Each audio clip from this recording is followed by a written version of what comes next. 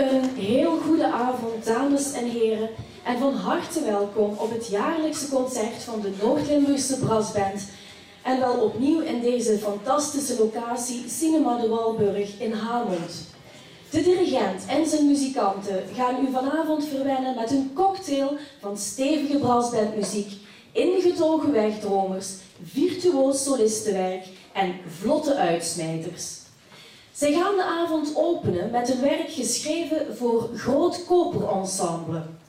Grand Fanfare werd namelijk door Giancarlo Castro, een Venezuelaans trompetist, gecomponeerd voor het brassensemble uit Venezuela. Dit uitdagend en virtuoos werk wordt in de originele versie uitgevoerd door de Noord-Limburgse Brassband en wel onder de uitdagende en inspirerende leiding van Ivan Meilemans.